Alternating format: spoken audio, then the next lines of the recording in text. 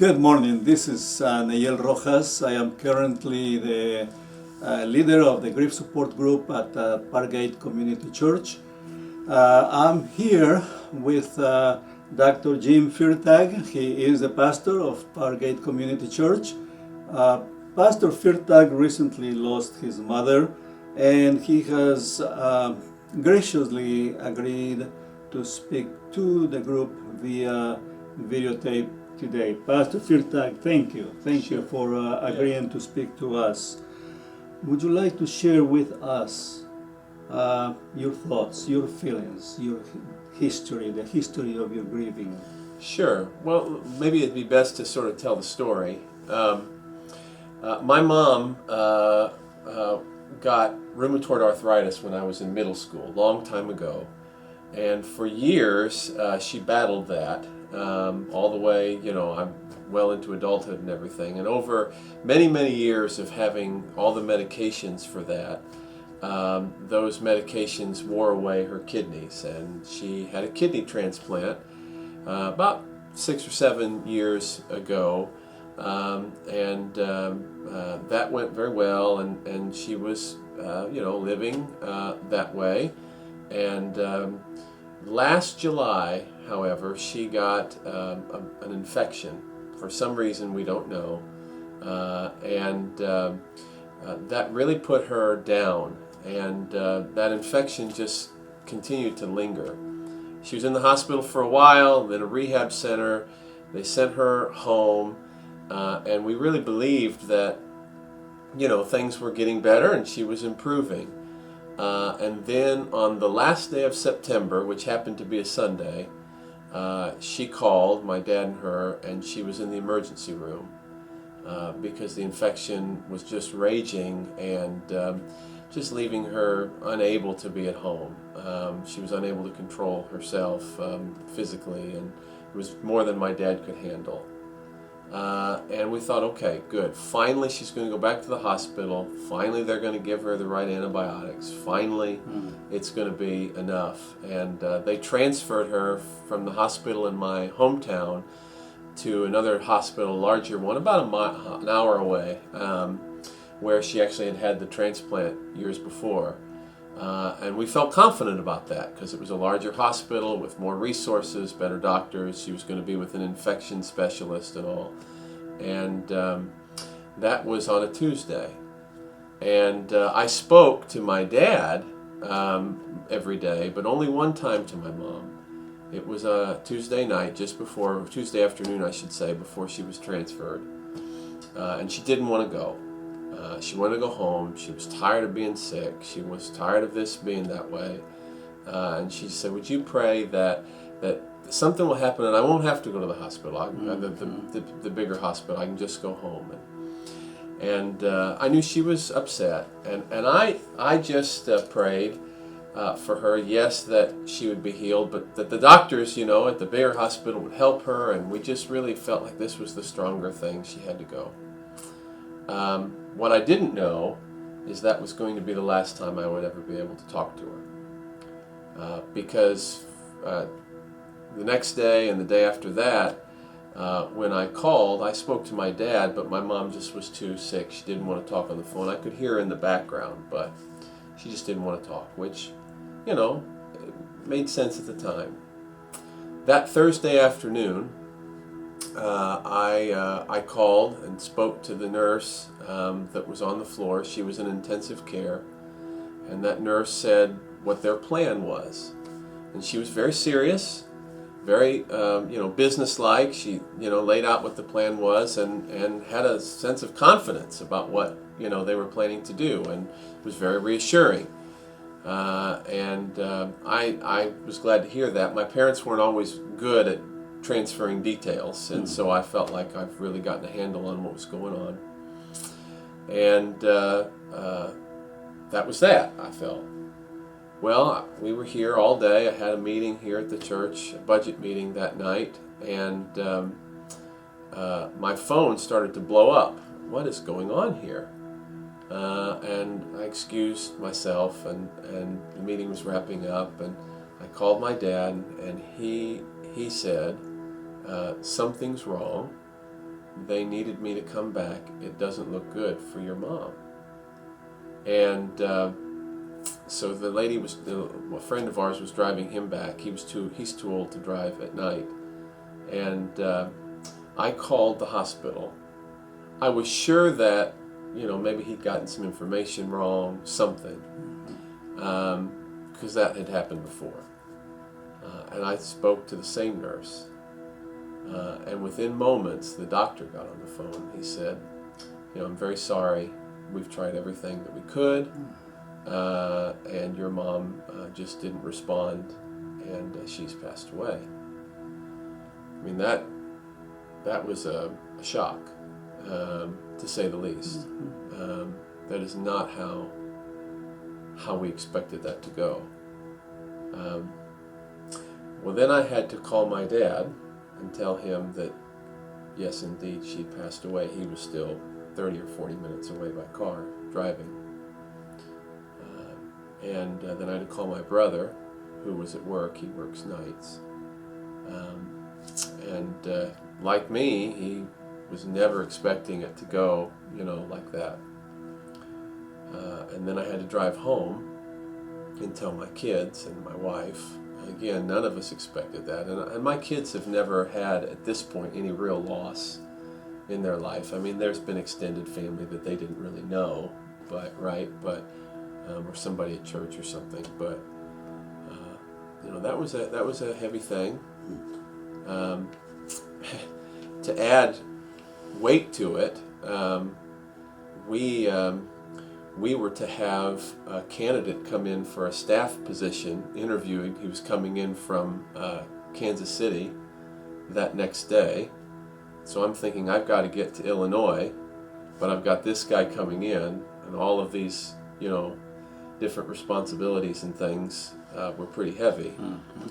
So I was on the phone like crazy, trying just to wrestle with all of these different things. People were calling, relatives were calling, I'm trying to figure out how to get a flight up there, and it's not the easiest thing to do very quickly, plus trying to shuffle off all these other responsibilities. Thankfully, the staff here really rose up and took a lot of that off of me, but that was still, part of me feels responsible over here at the same time, wanting to get up there. We managed to get a plane, and I flew up early the next morning and got there late in the afternoon. We drove to the funeral home and met with the funeral director, and I, as a pastor, am very well versed on being at the other side of the table, right? Mm-hmm. Planning a service or whatever for a family. I had never been, as an adult, on that side of the table.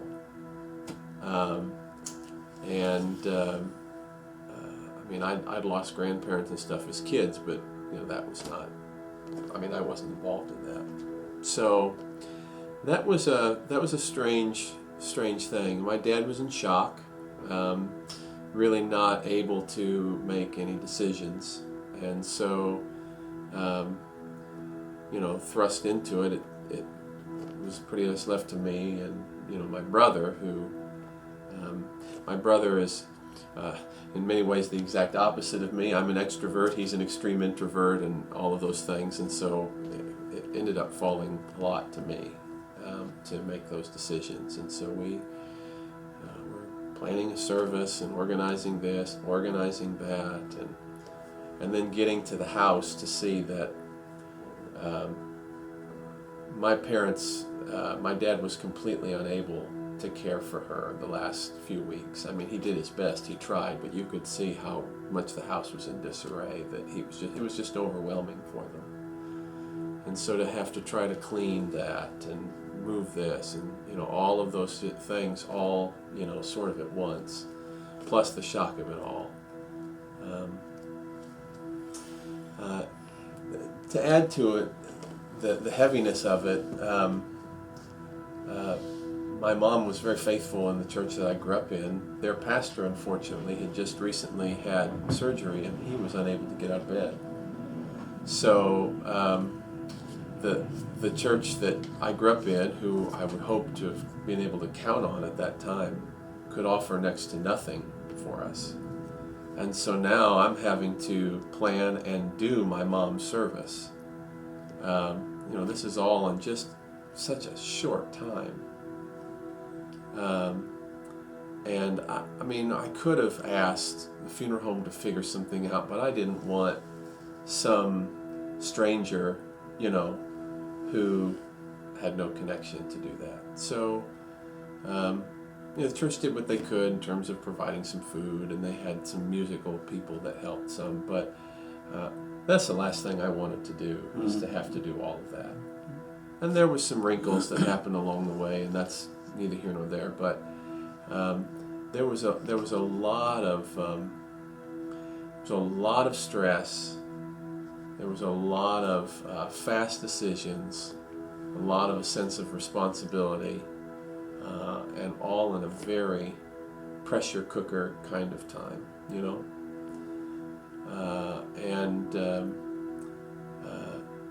I don't know, in that week that I was there, cleaning the house, organizing stuff, getting things ready for my dad to try to, move on and live, by himself, comfortably in the house and all. It was just one thing after another, of just having to just complete a great number of tasks that I don't know that I really had a lot of time to sit down and think and reflect. And some of that is normal. I know that that's true for a lot of people as they grieve. But I think I began really sort of taking it all in, reflecting on all that, and being able to grieve myself, probably when I was starting to write out in our hotel room that night what I was going to say, or in some conversations with my kids or my wife, or another family member, an aunt, an uncle, or cousin or something. But it was such an atypical thing that it happened so quickly. It was so far away. It was so unexpected, and then on top of it, to have all the responsibilities to handle it myself, there was just a real intensity to it that I think it's probably taken me weeks after, in many ways, to reflect more and grieve more than maybe I would have if I didn't have all those responsibilities at that time, if that makes sense.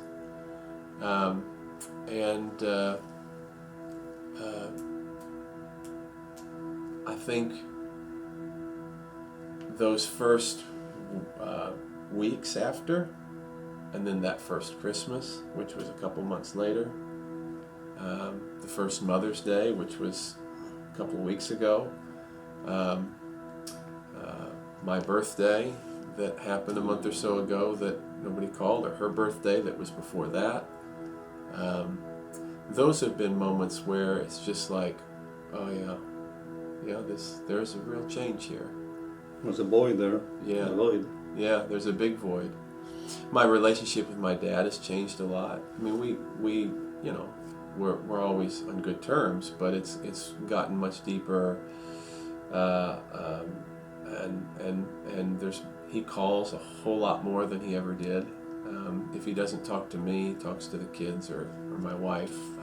It went from talking once or maybe twice a week to 3, 4, sometimes 5 times, especially right after. Having to shift to make sure he's taken care of, 'cause a lot of the financial things and other things my mom handled, and so now I have to, in many ways, for him, and my brother with some other stuff too. So it was a real transformation, in a sense, in my life. So that's been our journey of walking through that time. Thank you, Pastor Jim, for sharing. Yeah. It's what you just said is very important. we experience a real transformation. Mm-hmm. This changes us. Yeah. And the environment changes for us as well. Yeah. The family system changes. In a big way. Yeah. Yeah. It does. It changes in a big way. To go from being, in many ways, a son who, is engaged in his parents' life, to being somebody who, yes, is engaged, but in many ways now has responsibility to care for parents in ways I didn't before. That's a big change. And it's one that we're getting used to more and more as the days go on. Mm-hmm. Yeah. And that's an important thing also, getting used to. Mm-hmm. It doesn't come about real fast. No. It takes some time. No.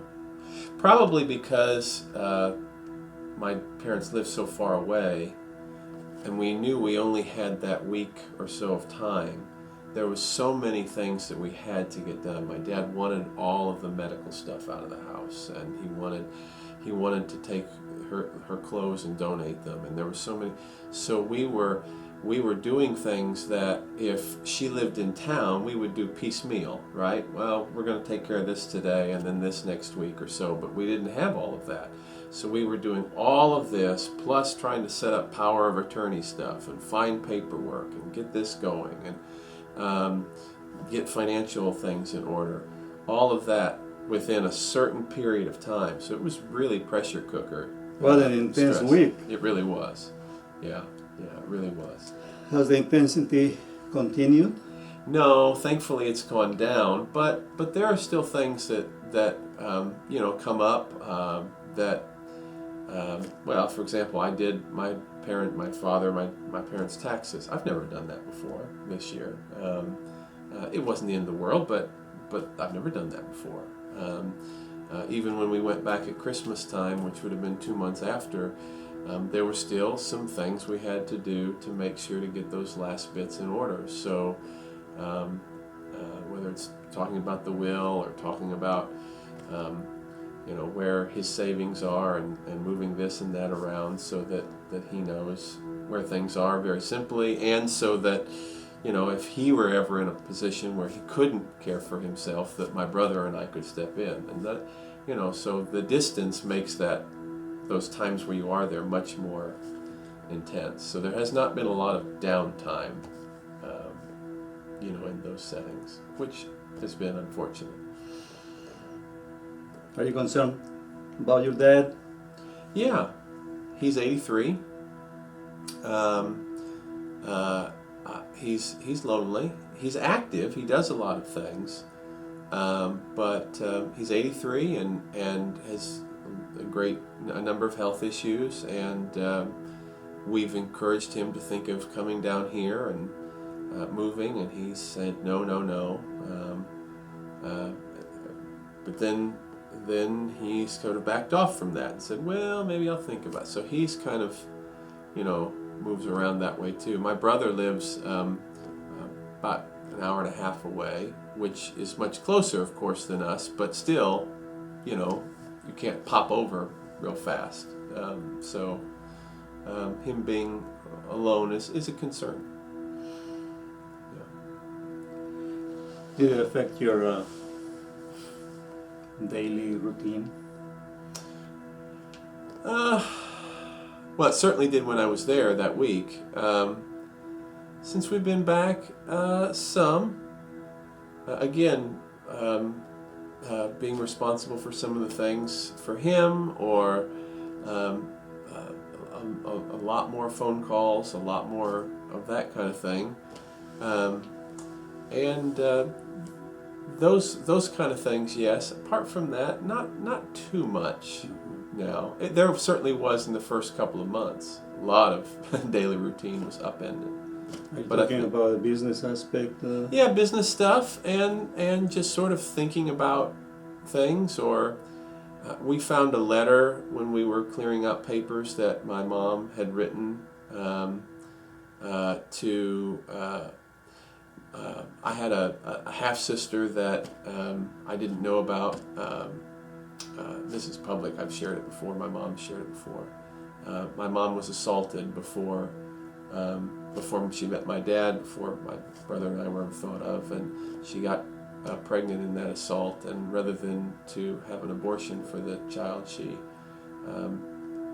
carried the child, put it up for adoption. And when I was a junior in college, she made contact with her, and so there was some contact there. And we found a letter in the midst of going through papers that my mom had written to the adopted mother of my sister, and that was, explaining herself and her actions and all that. It was a very powerful letter, so things like that, reading through those and looking at pictures and photo albums and all of those kind of things were important moments. Did it affect your sleeping patterns? It did at first. Like that first night, I didn't really sleep at all very much. I actually felt kind of sick to my stomach. Didn't almost eat for almost a day. And then finally did a little bit, just because I thought if I ate something I might feel better, and I did.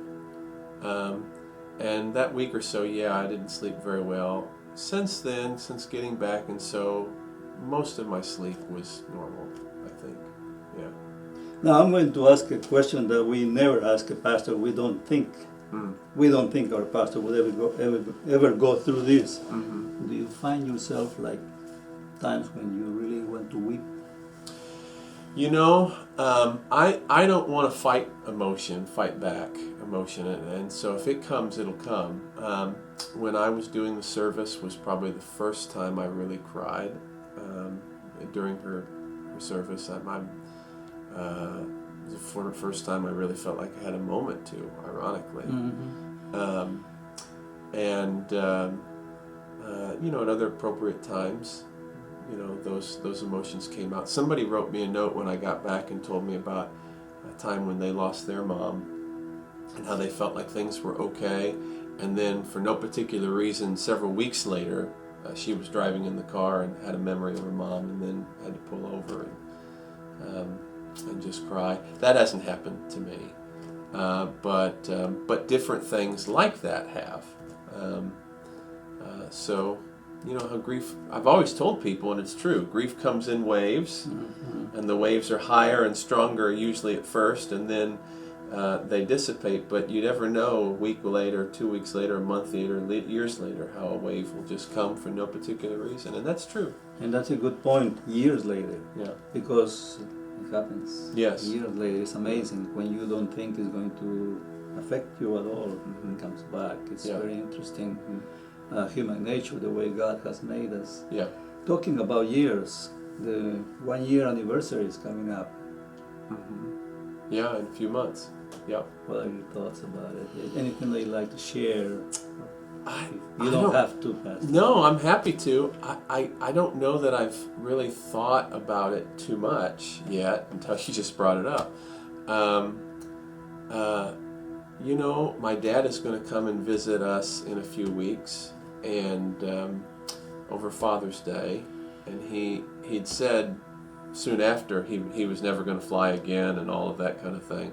And then my brother asked him, and he very eagerly wanted to come. So we're looking forward to that. I think when that comes, that that will be a tough time. But I don't know. I can't say what I expect to happen. I don't know. We'll see. Mm-hmm. Yeah. I was going to ask you, what would you like to share with the group? Any recommendation from your own experience? Yeah. Couple of things. And these are things that I've said to people, again, from the other side of the table, and then lived out myself. It is really important in times of grief to not stuff or repress things.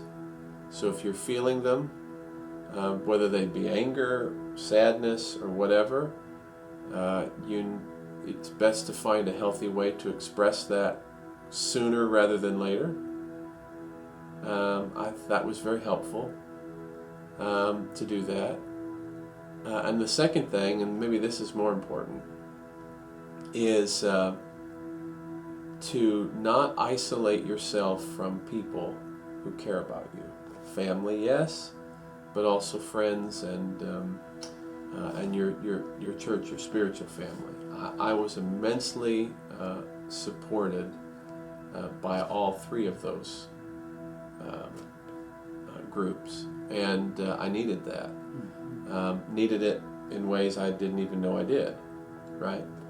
So not isolating yourself is huge, and it makes it doesn't make it easier, it doesn't take it away, but it makes it more lighter, if you will. The burden is less heavy to carry, and